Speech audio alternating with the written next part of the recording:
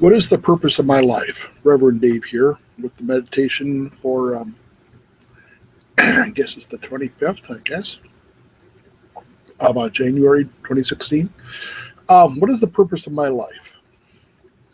Well, the most important thing I can do, because he did so much for me, was to honor God and bring glory to his name. That's the biggest thing I can do. And the second thing I can do is I can reach the lost with my words, with my actions, with my demeanor, with my prayers. And the third thing I can do is build up the believer so they can bring honor and glory to God, reach the lost, and build up other believers. And it's a never-ending cycle. If we concentrate on those three things, and how do we do that? Well, we concentrate on not so much the gifts of the Spirit, so much as the fruit of the Spirit. And notice I said the fruit. There's only one fruit of the Spirit. It's multifaceted. It says the fruit of the Spirit is love, joy, peace, long-suffering, gentleness, goodness, faith, meekness, temperance. And the word says, against such there is no law. Basically, if you're cultivating the fruit of the Spirit and not worrying so much about which gift you're manifesting, whether it be prophecy or tongues or healings or any of that's all nice and fancy and spectacular to a certain degree. But it's more important that we cultivate the fruit of the Spirit and that we show that we're growing in each of it.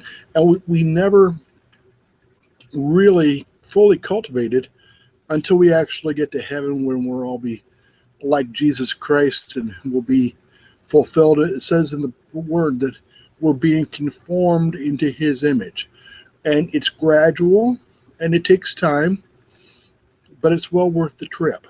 Remember what I said a few days ago about success, that it's more of a journey than it is a destination?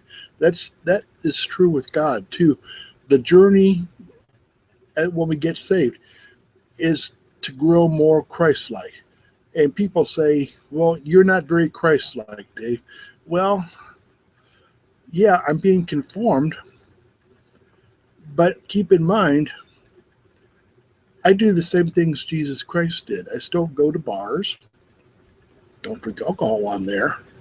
I still tell rude jokes from time to time. I'm not proud of that.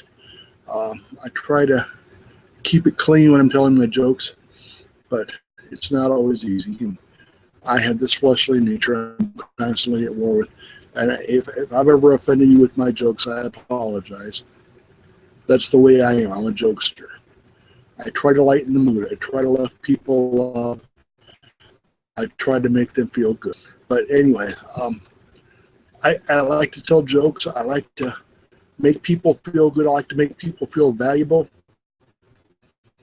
To God, God would rather sacrifice his son than spend eternity without you in heaven. That's how he felt. He felt that so strongly. He thought, I'm going to sacrifice my son just so I can spend time with Dave Whitmer in heaven.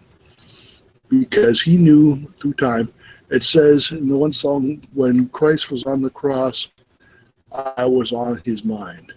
And I really believe that's true, that all these different people that he was going to save just flashed through his mind in the future. And he knew that he's going to be spending eternity with David Whitmer, with his jokes and with his sense of humor. But that's the way I'm made. That's the way I've always been made. So I hope I haven't offended anybody, but yes, I'm fallen. Yes, I sin. I don't do it intentionally. I don't do it chronically anymore. It's more of a hit and miss now with me. But I guess I got off the track.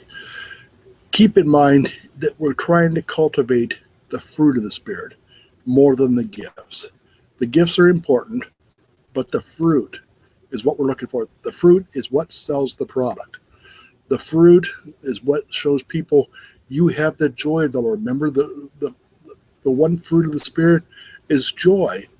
And if you're not exhibiting joy, then I'm sorry, maybe Satan slipped you a counterfeit. If you don't feel joy in your heart, I would be asking God, why not? And I would ask him to supply that joy. God said he will give it liberally and uphold it not. He will give it to us in abundance if we ask for it. So a lot of times people say, well, I haven't gotten this. I don't have a lot of peace. I don't have a lot of joy. I don't have a lot of love for people. Have you asked for it? Well, maybe we should.